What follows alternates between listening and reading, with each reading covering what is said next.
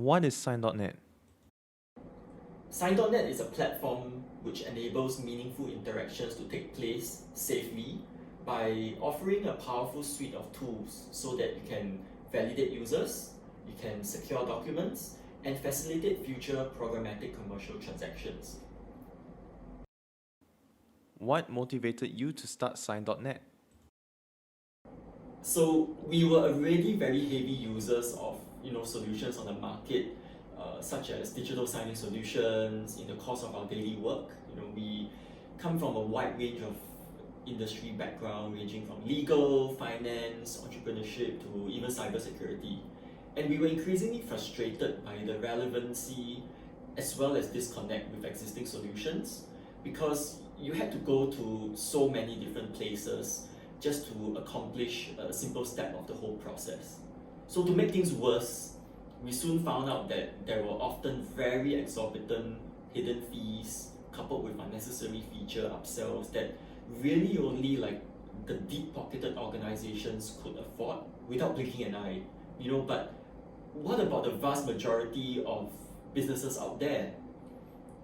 We therefore set out to build a base product which could empower users to accomplish the most common daily signing requirements in a digital contract, but at the same time very securely be compliant with what they need in their local jurisdictions. Since the end of 2019, the team at Sign.net has spent well over thousands of cumulative man hours, designing the vision of what a new economy would require from digital signatures. As we know it right now, this involved tackling questions as diverse as basic humanistic questioning of what's a promise, what's a contract, and what binds people together in this contract. How can you solve a deficiency of trust that exists when you need to sign a contract with someone that you don't know? And all these were all cumulative in forming what you see today on our website at Sign.net. Sign.net started with a closed invite-only alpha release in early April 2020, just when Singapore officially entered its circuit breaker period. How has the COVID-19 situation affected your launch? Sign.net started with a closed invite-only alpha release in, I would say, early 2020, somewhere around April. Just when Singapore officially entered its circuit breaker period. How has the COVID-19 situation affected us? I think we never expected to accelerate development roadmap by such an immense ramp-up period. We originally planned for somewhere along the lines of 6 to 10 months of development, but this was compacted into something as short as 2 months and 3 months, in order to make our service immediately relevant.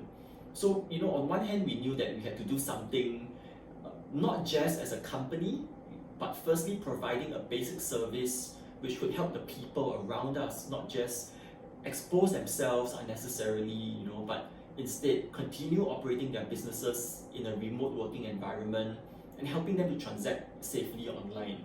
This was actually top in our minds when we were thinking of whether or not to roll out the service, be it being premature, or do we want to help users protect themselves, be safe, and still be able to transact online.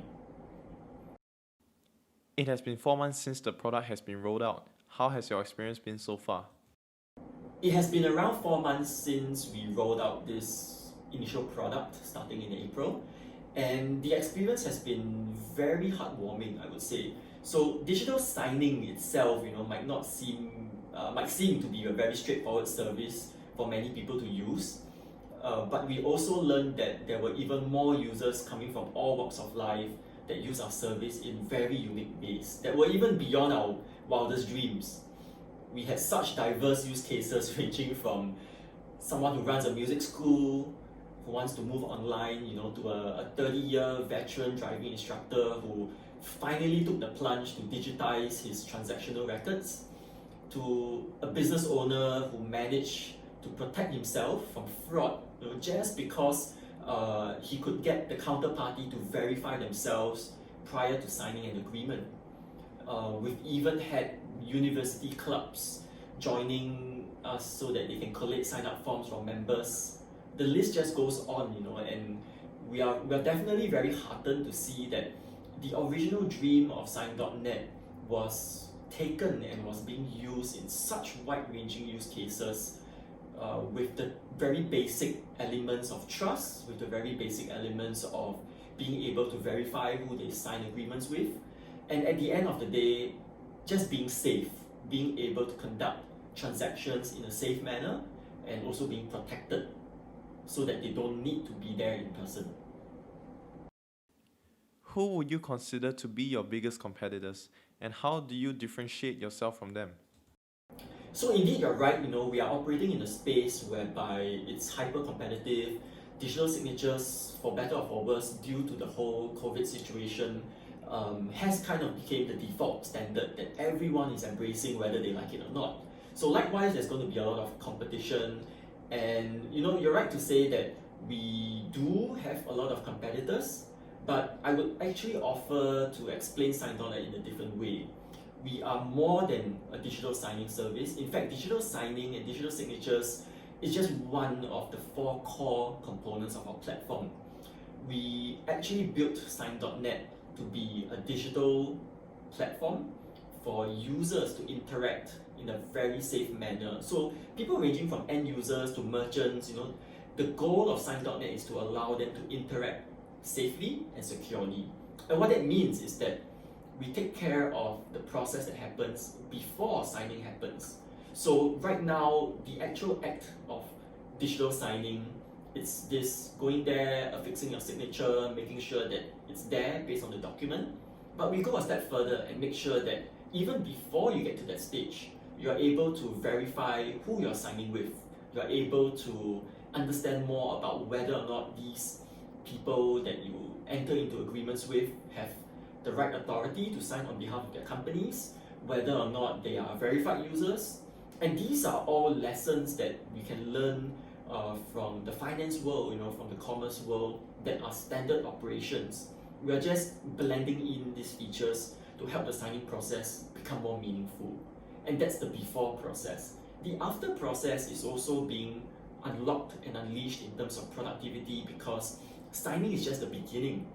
We're actually allowing users to programmatically enter into transactions, enter into commitments that have a certain follow-on process that can actually be automated. So today, if I'm going to sign an agreement with you, that's just the start. And that's the start of many things to come later on. How well we actually perform the agreement, how well we execute these agreements, actually is the essence of why contracts fail or some succeed. So Sign.net is actually there through the process to help users not just get the signature, but also enforce the signature, and to make sure that the promises that all parties come together with are actually enforced. And if we look at it in a digital world, in a fully digital world, which is what we're rapidly moving towards now, it is this challenge of displaying the unique identity as more businesses and interactions move online. So at Sign.net, we in fact looked at digital signatures as something which does not need to have the pen and paper anymore. Instead, it is a digital imprint. It's a promise that represents a digital future for businesses, people, transactions to happen all the way through commerce and even in a social setting. So that's the main difference between what Sign.net has, which we believe will set us apart from the competitors. You mentioned a trust score system. How does Sign.net determine one's trust score? Sign.net has a trust score system that calculates based on a variety of factors. Information such as whether or not you have verified your government ID, whether or not you verified your mobile phone, your credit card details, and all of these things that we are also used to right now when we need to do something like open a bank account, open utilities, and stuff like that. So it's nothing new, and it's something that users can very rapidly equate to in their mind, because that's where the future of commerce is moving. And at the same time, we add on a social layer which makes use of the frequency of your digital transactions. Along with your digital journeys, we award trust badges to users based on their transactions. based on their transaction value, size, awards, and accolades as well. So it's a live score that changes according to how you interact with our platform, but more importantly, it's a representation of how users are interacting with each other so as to build up a very vibrant community that's online, that shows and that's very proud of showcasing how they have interacted in this safe manner. So if we were to accelerate it a few more years ahead, Sign.net is building a network of users who trust each other and who are able to carry out commercial transactions because there's a certain backing, there's a certain social verification to it, and you are not missing out all your standard verification tools such as knowing who you're dealing with, whether or not they have the right representation from the company that they are representing to sign an agreement, and so forth. So this trust score system actually follows users wherever they go. You might be working for a company today and you might switch jobs tomorrow to another company. So you can actually have your trust score move with you along and at the same time verify your accomplishments that you had when you were working in a previous company. So these things all serve to form a very long-term, immutable record of a person's trust, a person's score.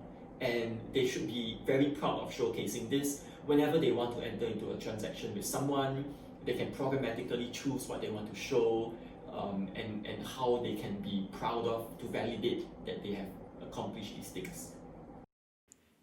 Does promoting a shift from transacting through centralized, established intermediaries to individual end users mean a shift from placing one's trust in institutions and the people running them to just technology itself? How would you explain and reassure the ordinary man that such technology can be trusted? So along the lines of trust score means that we are promoting a shift from transacting through very centralized, established intermediaries to individual end users interacting with each other directly. And you have to kind of place your trust in people instead of institutions. So on one hand, there's a technology layer. On the other hand, there's a social layer to it. And my simple explanation to users is that yes, there might be a lot of questions in your mind around, can the technology be trusted? Can it result in potential misuse and things like that? So on the base layer, what Sign.net does is that we facilitate these secure transactions to happen without necessarily needing to even know what is it that you're transacting with. Like the contract that you sign with someone is encrypted, it's even stored in very enterprise-grade structures with security measures in place. Even we ourselves don't have the permissions to view your documents. And in certain enterprise deployments, we can even load in private keys for users if they're really concerned about security. And these are being used to establish technologies out there like HSM, secure clouds and things like that. So from a technology layer, we've built Sign.net to be very privacy conscious. And from the social layer, that's where the education comes in. We are trying to help users to understand that you can interact with each other in a very safe manner, but you also are in control of your data, and what data you want to show people as part of the trust score process is your control. We don't have a blanket list of everything that you have verified with us being displayed to users, but instead we allow the users to choose and pick and choose certain elements of their verification level without personally identifiable information to be displayed in the transactional process. So yes, there's going to be a shift away from intermediaries to end users trusting each other, but we are placing the control in the hands of users so that they can make these informed decisions however they might want to. And that's with the assurance of a technology platform that is secure enough. As a digital signing technology, there is a large amount of private data that goes through your system. Where does Sign.net store its data, and how do you assure users that their data is private and secure? So at Sign.net, data security is of the utmost importance to us. At the very basic level, our cloud platform offers very cutting-edge cybersecurity protection, that beats storing documents loosely on your own computers, that's for sure. We actually take a digital fingerprint of every document that is being generated upon the creation of a successful contract, and it's hashed so that you are assured that it is what it is at a respective point of time. So you will be able to track who accessed the documents, when and if copies were being downloaded. But at a higher level, these are all secured using private keys that are tagged to individual users. So we don't have access to these keys. Likewise, we don't have permissions to view users' content. And even for enterprise deployments, you're free to bring in your own keys and use these as the base level encryption tools to encrypt your documents. So on top of that, there are even more value-added features that we've built in because of the privacy focus, such as the ability to set passwords for PDF documents, the ability to limit downloads, the ability to set a time limit for documents so that you can sign with peace of mind. And at the end of the day, all documents are always encrypted at rest, and we even go to a higher extent to make sure that only a few of our staff have access, to the rotation of keys, to view, transaction logs and even audit logs if it's called upon. What do you foresee as the future of signing? At Sign.net, we are actually reinventing the interpretation of a contract, by really forcing a very hard look at the physical act of signing involving signatures. The laws that currently govern digital signatures state that there are many other ways to capture a person's consent. It could take in the form of just simply clicking on I accept on the button, or signing off on an email. But what Sign.net sees as the future is that these are all going to be very standardized processes. The laws will change, different jurisdictions will start recognizing digital signatures with certain prerequisites. They will also set forth how industry is supposed to have a base layer expectation of what is an acceptable digital contract. And in this case, will signatures still be required in the long run? Probably not, because these signatures are actually representative of a digital form. And since they are going to be fully digital, they will be verifiable in transit, and they can also be independently accountable. So that's the world we see Sign.net moving in, because at the end of the day, it's not going to be so much about just that signature you see on the document, but rather what leads up to that signature being there. What were the processes in place? What were the audit trails? And can we also verify that the person who was signing was the actual person whom they claim to be, with the respective permissions, as well as given the right ownership details to finally execute the document. So we feel this is the future of signing, and that's the reason why we've built Sign.net to be as flexible as possible to embrace all of these changes that are coming along the way. Before we end off the session, will you share a little more about yourself? What motivates you to get out of bed every morning? So to conclude, I believe that we are not just building Sign.net as a very interesting commercial endeavor, and many people have came to us to say that this is built at the right time. It solves a real need. It helps solve problems, especially in a rapidly changing world that's digitizing, that's going towards remote working. But I just want to offer a flip side of why we even created Sign.net. There's a lot of fraud that goes on. There's a lot of there are a lot of empty promises that are being made, and coming from this background, we are really helping people to transact safely. And this transcends whatever we can say about, the business potential of this startup.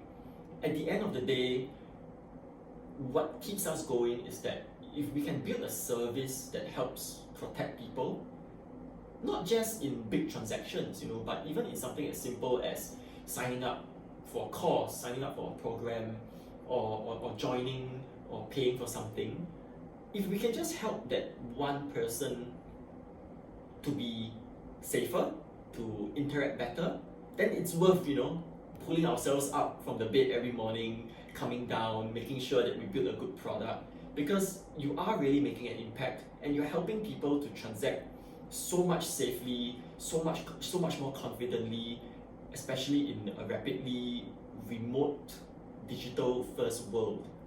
So that's what drives us at the end of the day, and that's what motivates us to not just build a better product, but build a better product to be able to help people.